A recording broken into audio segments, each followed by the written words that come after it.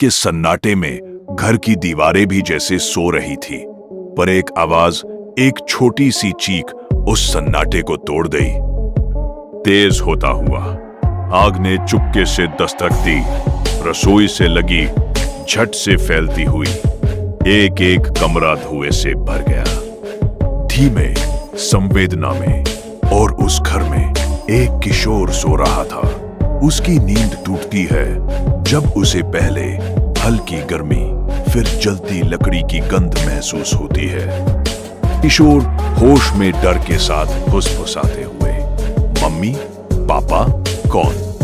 Narrate अलमारी, सब कुछ धुएं की परत में लुप्त। फर्श पर आग की चमक फैल चुकी थी। बाहर जाने वाला मुख्य दरवाजा बंद और जाम। नीचे सीढ़ियां जली हुई। दरवाजा बंद होने की धुएं की खड़ो। किशोर घबराया नहीं। वह सोचता है खिड़की ही आखिरी रास्ता है। खिड़की तक पहुंचते पहुंचते धुआं उसकी कांच सी आंखों में झलकता है।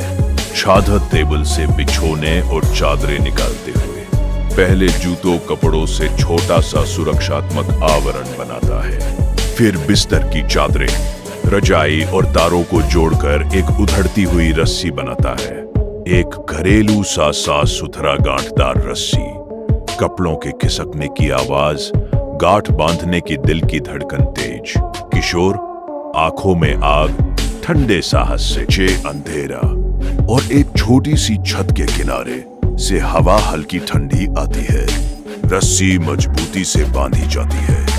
धीरे वह खिड़की से नीचे उतरता है। उसकी उंगलियां छाले खा रही हैं, पर वो रुकता नहीं।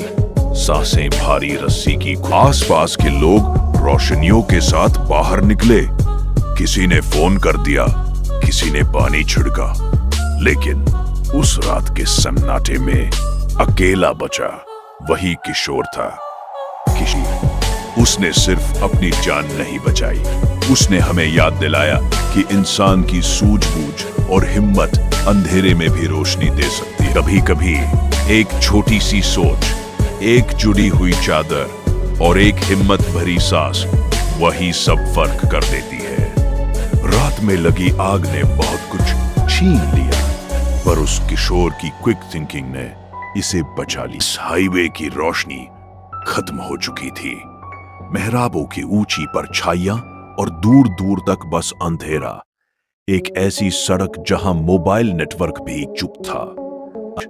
एक तेज झटके के बाद वाहन पलटा, चक्का टूट।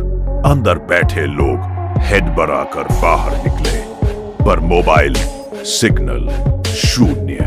रिमोट एरिया का वो सन्नाटा अब उन यात्रियों की जिनमें डर था, पर उन्होंने मिलकर एक योजना बनाई। वहीं रुको, चलाएंगे नहीं। यात्री 2 आंखें घुमाते हुए, फोन नहीं पकड़ रहा, नेटवर्क बंद है, हमें खुद ही कुछ करना होगा। नरेटर, पहला नियम शांति, दूसरा सुरक्षा, तीसरा साझा जिम्मेदारी। नेटवर्क यदि ना हो तो 1 पास के किसी ऊंचे स्थान पर जाकर कोशिश करें। 2 यदि पास में कोई वाहन बस्ती दिखे तो पैदल भेजो। 3 रात में हाई विजिबिलिटी सिग्नल बनाओ। हेडलाइट लगातार फ्लैश, रिफ्लेक्टिव कपड़े या शीशा से सिग्नल। ब्लीडिंग कंट्रोल, खुले घाव पर साफ कपड़ा, गार्ड्स लगाकर सीधे दबाव डालो। अगर कपड़ा गीला हो जाए तो नया कपड़ा रखो। सिग्नल काम आया।